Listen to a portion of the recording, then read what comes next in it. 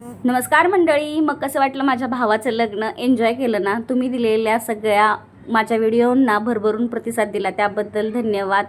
चला तर मग त्या सगळ्या व्हिडिओंच्या पाठीमागचं बिहाइंड द सीन तुम्हाला मी आज दाखवत आहे. इथे आमच्या वहिनीसाहेब बॅग पॅकिंग करत होत्या.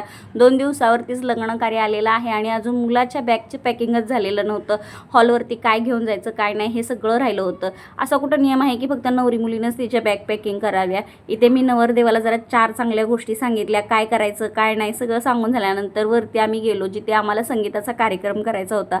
तिथल्या जाऊन हॉलची सगळी साफसफाई केली. त्यानंतर मुलांनी जे काही लहान डान्स बसवलेले होते ते सगळ्यांची प्रॅक्टिस करून घेतली. पुन्हा एकदा पाहिले की कसे कसे डान्स आहेत. खूप साऱ्या रील्स शूट करून झालेल्या होत्या, पण त्या अर्ध्याच झालेल्या होत्या. यासारख्या व्हिडिओज आम्हाला बनवायचे होते, रील्स बनवायच्या होत्या, पण ते थोड्या बनवल्यामुळे त्या तशाच अर्धवट राहून गेल्या. आणि बांगड्यांचा दिवस उगवला, म्हणजे ज्या दिवशी बांगड्या भरायचं होतं त्या दिवशी. ही आहे माझ्या सगळ्यात मोठ्या भावाची मुलगी परी आमची. तर हे आहे कोरिओग्राफर, त्या मुलीचीच आत्या. जिथे दिसल तिथे डान्स करत होती. तिचे सारखे डान्स चालायचे. संगीताचा कार्यक्रम ठेवलेला आहे आणि फक्त बायकाच असणार आहेत कळलं ना, तर ती घरात जिथे दिसेल तिथं आणि जो दिसेल त्याच्यासमोर डान्स करायची. बरं ती एकटीच करत नव्हती, तर आम्हाला सगळ्यांना गोळा करायची आणि डान्स करायची. ही आहे वैष्णवी पवार, ऐकून घे गं. आणि बुग्गी द बुग्गी ही रील काय शेवटपर्यंत तिनं बनवली नाही, पण सगळ्यांना त्याच्यावर तिनं नाचवलेलं होतं. आणि सांगायची, आम्ही तिला म्हणायचं अगं छोटे छोटे स्टेप्स सांग, आम्हाला कळलं असं दाखव.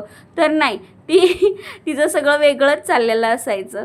त्यानंतर आम्ही संध्याकाळी सगळ्यांनी लवकर आवरलं, जेवणं वगैरे मुलांचं आवरून आम्ही मस्त मस्त ड्रेसेस घालून तयाऱ्या करून वरती आलेलो. वरती म्हणजे आमच्या घरात 4थ्या मजल्यावरती एक छोटासा हॉल आहे, तिथं आलो आणि तिथे आम्ही मेहंदीचा आणि संगीताचा कार्यक्रम ठेवलेला होता. फुल एन्जॉय केला, फुल म्हणजे फुल. इथे फक्त आणि फक्त लेडीज आणि लहान मुलं एवढेच होते. आता लहान मुलांना आम्ही कुठं सोडू शकत नाहीत आणि आमच्यातली माणसं काय आमच्या पोरांना सांभाळत बसणार नाहीत. काय करायचं आहे करा, काय नाचायचं तेवढं नाचा, पण पोरांना घ्या आणि पोरांना सांभाळून नाचा.